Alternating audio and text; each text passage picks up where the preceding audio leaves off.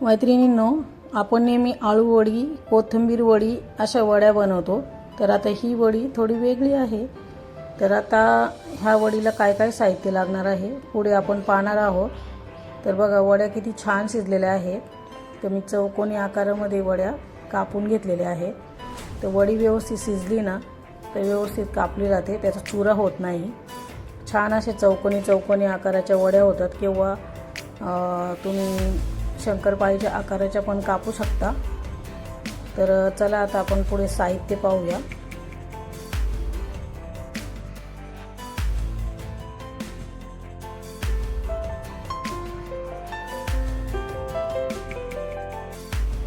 इथे मी मोठ्या आकाराचे 2 बटाटे घेतलेले आहेत. तर आता ते बटाटे धुवून घ्यायचे आणि त्याची साल काढून घ्यायची बटाट्याची. तर बटाटे मी चांगले धुवून घेतलेत. आता साल काढून घ्यायचे पूर्णपणे.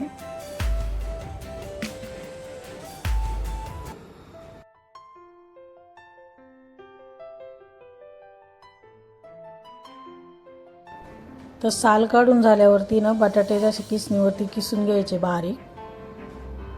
तर आता मी दोन्ही बटाटे किसून घेते.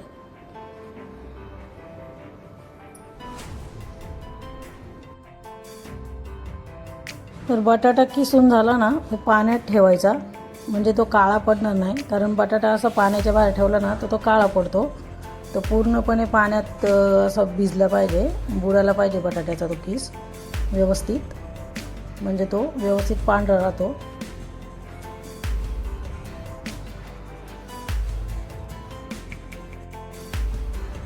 तर बटाटा चांगला धुवून घ्यायचा स्वच्छ आणि त्याचं पाणी सगळं पिळून काढायचं.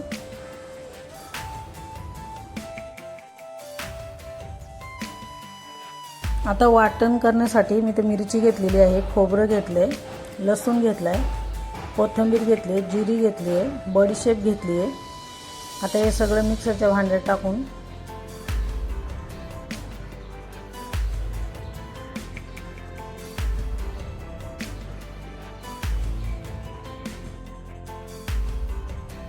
हे थोडेसे धणे घ्यायचे वाटणात टाकायला.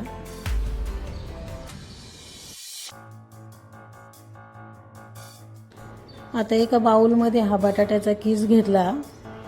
तर त्याच्यामध्ये हे वाटण टाकायचं, जे आपण सगळं वाटून घेतलेलं आहे ना, मिरच्या, कोथिंबीर, जिरी, बडीशेप, धणे, खोबरं, हे सगळं वाटून घेतलेलं वाटण याच्यामध्ये मिक्स करायचं.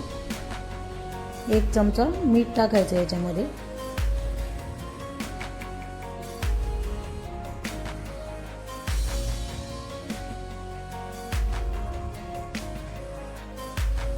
एक वाटी कोथिंबीर आणि 1 चमचा गूळ टाकायचा.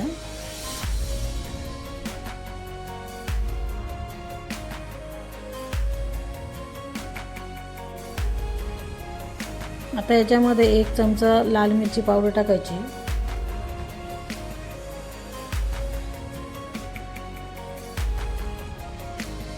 मीठ टाकायचं 1 चमचा. हळद टाकायची.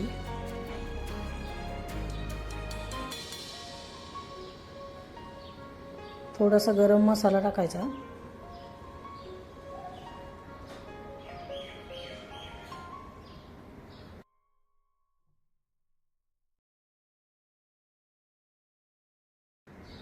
एक वाटी बेसन पीठ टाकायचं आणि अर्धी वाटी तांदळाचं पीठ टाकायचं आणि सर्व एकत्र करून घ्यायचं. जर पीठ लागलं तर वरून परत पीठ घ्यायचं. बेसन पीठ घ्या तुम्ही किंवा तांदळाचं पीठ घ्या, पण शक्यतो बेसन पीठ जास्त टाकायचं. आणि याच्यामध्ये तुम्ही रवा पण टाकू शकता, पोहे पण वाटून टाकू शकता. त्याने काय होतं, वडी व्यवस्थित खुसखुशीत होते. आता बघा, मी इथे चाळणीला तेल लावून घेतलं आणि हे मिश्रण जे आहे ना व्यवस्थित ते मिक्स करून घेतलेलं ते या चाळणीमध्ये टाकून घ्यायचं. चाळणीत टाकलं ना की चांगलं व्यवस्थित पसरून घ्यायचं.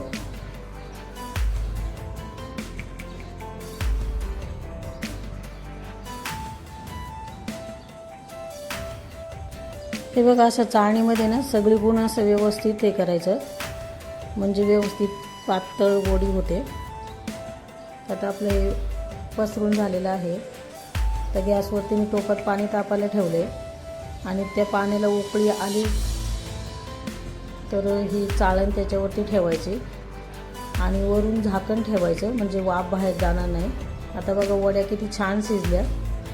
तर आता आपण याचे वडी कापून घेऊया आणि व्यवस्थित तळून घ्यायचे, एकदम करपून द्यायच्या नाही वड्या.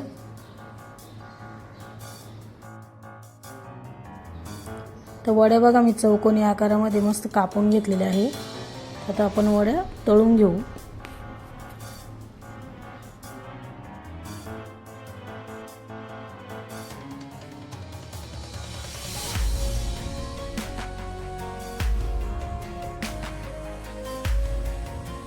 कढईमध्ये तेल गरम करायला ठेवलेलं आहे. आता एक एक वडी सोडून घ्यायची आहे आणि छान अशा सोनेरी कलरवरती आपण वड्या तळून घ्यायच्या. तर चवीला खूप छान लागतात. तुम्ही प्रवासात पण या वड्या नेऊ शकता. तर 2-3 दिवस आरामशीर या वड्या व्यवस्थित राहतात, खराब होत नाही.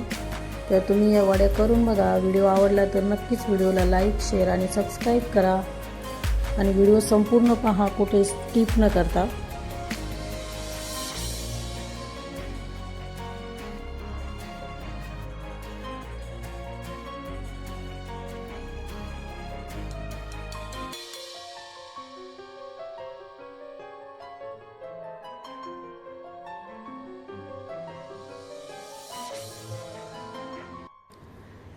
बघा वड्या आपल्या छान तळलेले जात आहे आणि किती छान कलर आलेला बघा.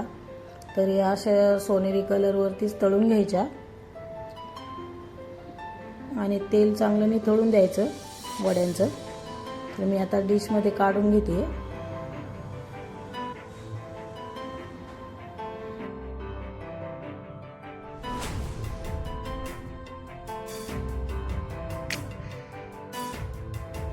बघा अशी आपली बटाटा वडी तयार आहे. तर तुम्हाला ही रेसिपी कशी वाटली नक्कीच कमेंटमध्ये जरूर सांगा आणि व्हिडिओ आवडला तर लाईक, शेअर आणि सबस्क्राईब करायला विसरू नका.